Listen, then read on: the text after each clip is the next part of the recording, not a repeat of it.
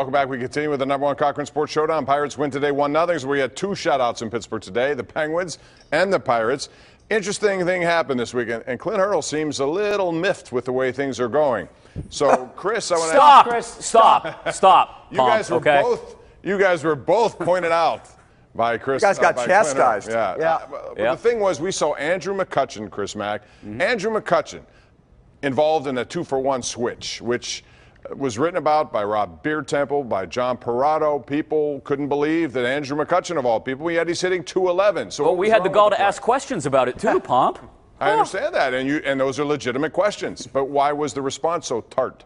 Well, the questions specifically were, I know Tim asked Clint something to the effect of, if this were MVP Andrew McCutchen, would you double switch him out of the ball game? And Clint went on a very long answer about how, well, yes, of course we would. Even though I've never done that until just last night. He's never made the last out of the 7th inning with only two guys, the backup catcher and the middle infielder. Like Pedro Flormon and Eric Fryer weren't on the bench at one point when Andrew McCutchen made the last out of the 7th. Come on. And then he proceeded to ask Tim to basically comb back through 15 or 20 years of box scores to find whether it had ever happened before. And I had the gall to ask what Andrew's reaction was to being double switched out, and that's when he yelled at me to stop.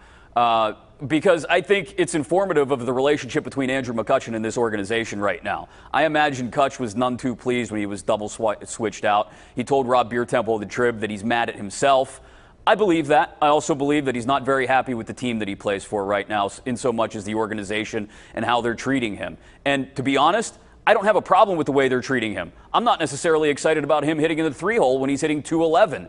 But so goes it when he's the face of your franchise and there are 0 offers on the market for him right now. I think there are actually signs that Andrew McCutchen's going to have a pretty good year. I'd love to believe that. Where do you want me to start?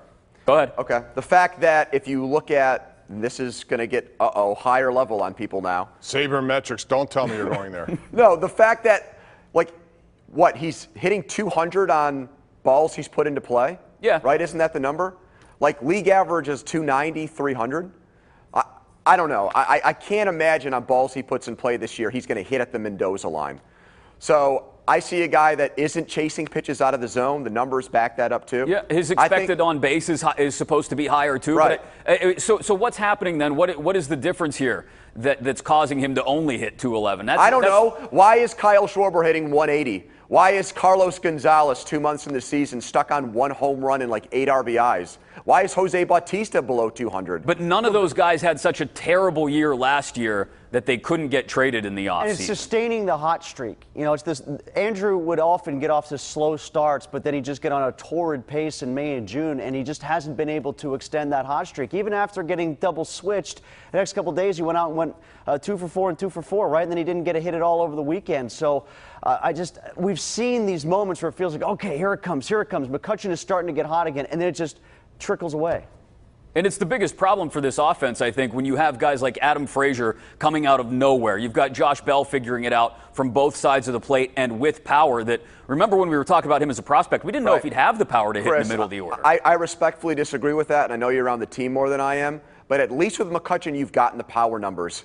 You don't have anything to speak of in that way when it comes to a guy like Polanco, who I think is actually their biggest problem. Well, that's fine then. If we're going to talk about the power numbers, I think we also need to take into consideration the on-base and the average numbers, and those are things that speak to a guy who shouldn't be in the 3-hole, a guy that should maybe be hitting 5th or 6th in the lineup. Right, but is McCutchen a bigger disappointment than Polanco? I don't think so. He's right there together. Because Polanco means the future, and Polanco you were also hoping would overcome the gap in production that McCutchen is no longer giving you. We're going to take a break. When we come back, we're talking about two guys who aren't here, and neither are their salaries. So should the Pirates spend cha-ching, cha-ching more when we come back?